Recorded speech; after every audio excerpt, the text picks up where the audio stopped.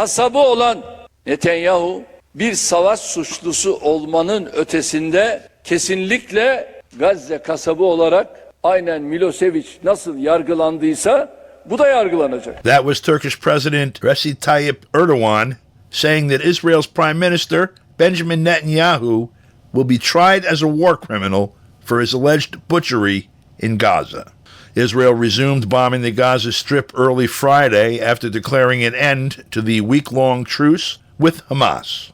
More than 15,800 people, mostly women and children, have thus far been killed in Israeli air and ground attacks in Gaza after Netanyahu vowed to eliminate Hamas in response to a Palestinian attack October 7th, which killed about 1,200 people and saw 240 people taken prisoner. The two warring sides had engaged in a truce to facilitate deployment of international aid in Gaza last week, as well as to oversee a prisoner exchange, but that accord ended on Friday with the Israeli attacks across Gaza.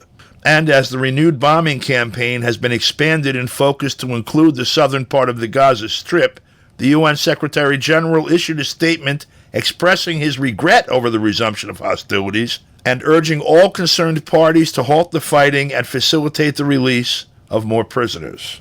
This was the spokesperson for the UN Secretary General, Stefan Dujarric, briefing journalists last Friday. The Secretary General reaffirms his call for true humanitarian ceasefire. Said he regretted the resumption of hostilities in Gaza and Israel. He urges all concerned parties to swiftly find a way to resume the pause in the fighting and facilitate the release of more hostages. We appeal to the parties not to resort to further military action that can only make the already catastrophic humanitarian situation in Gaza worse and to spare civilians from more suffering. The humanitarian pause, which lasted for 7 days, had allowed us a major increase in the delivery of basic supplies into and across Gaza, primarily through the Egyptian and Palestinian Red Crescent societies, and of course with the support of UN agencies. However, as the Secretary General told Security Council members last week, the level of aid remained completely inadequate to meet the growing needs.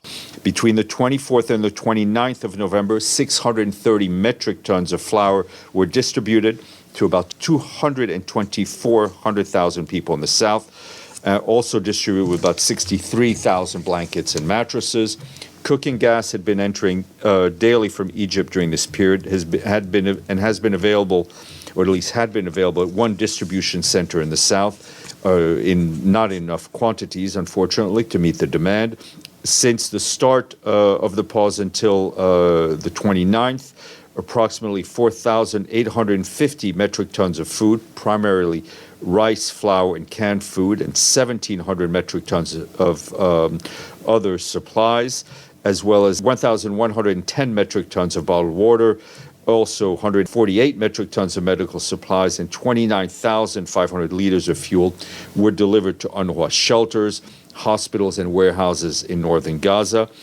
Any continuation in the uptick of delivery of basic supplies into and across Gaza is now, of course, uncertain because of the resumed hostilities, which obviously makes the distribution of humanitarian goods that much more difficult, not only for the humanitarian workers, but also, of course, for those for whom the aid is intended. The commissioner of the UN Relief and Works Agency for Palestine Refugees in the Near East, or UNRWA, Philippe Lazzarini, said that what Israel has undertaken cannot simply amount to collateral damage, given the incredible numbers of civilians killed and displaced and the number of critical facilities hit. It's been 49 days since the number of Palestinians displaced by Israeli bomb attacks reached the 1 million mark on October 14th, and on that date, the death toll had reached 14 staff members of UNRWA. This was the agency's Director of Communications, Juliette Touma, speaking on October 14th at the close of the first week of Israel's bombing campaign against Gaza. According to the latest information, 1 million Palestinians have been displaced since the 7th of October. UNRWA sadly had lost 14 staff members who work with the agency in the Gaza Strip since the 7th of October. Many of our own staff themselves, they have been displaced. The siege on the Gaza Strip continues. UNRWA has not been able to bring in any supplies since the 7th of October, and our own supplies are running out, and they're running out fast.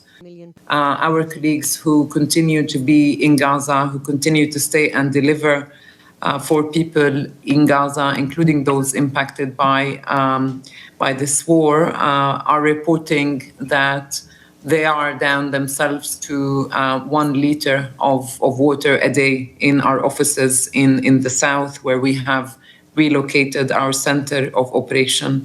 A very tragic situation on the ground. Bombardment and airstrikes continued in Gaza. Our own staff are impacted as well, terrified, very, very worried for what the next hour will bring, let alone what the next day will bring. They and us, we keep always in touch, and they tell us that they cannot even reassure their children to tell them that it's going to be okay, because maybe it's not going to be okay. What we are calling for at UNRWA is for the siege to be lifted, the siege on the Gaza Strip to be lifted, so that organizations like UNRWA, but also other sister UN agencies and other humanitarian agencies are able to bring in much needed supplies into the Gaza Strip to provide assistance to those in need. Again, that was from October 14th, 7 days into Israel's attack on Gaza. Those numbers now, according to UNRWA, are 1.9 million displaced and 111 of their staff members killed in the bombings. The latest Israeli onslaught against the Gaza Strip, unlike the previous one, which was focused on the northern half, now encompasses the whole of it. There was an attack on a refugee camp with the remaining population in the north, which has been totally devastated and mostly depopulated. The bombing now is focused on the southern part, where those who escaped from the north have tried to find refuge, and those who have resided in the south can find no escape. This was Palestinian human rights activist Gina Rabai speaking with Press TV early Monday about the situation on the ground. Israel right now is being defeated on the level of not being able to achieve its objectives of this aggression on Gaza. Its first objective was to demolish Hamas. It couldn't. Its second objective, the strategic objective, was to reoccupy Gaza and first by transferring its people. It's still trying to do that, but the Palestinian peoples in Gaza are proving resilience, especially in the north of Gaza. Most of them, I would say at least. The objective of releasing the Israeli prisoners by force and not by exchanging them with other Palestinian prisoners, apparently they couldn't achieve that. Also, invading Gaza and being able to keep the land that they invade, keep it safe for them. That is why Israel, what's expected from it right now is to behave with more brutality, with more targeting of civilians, with more aim to separate the resistant environment from the resistant military. But yet that is not being achieved. For KPFK, I'm Don DeBar.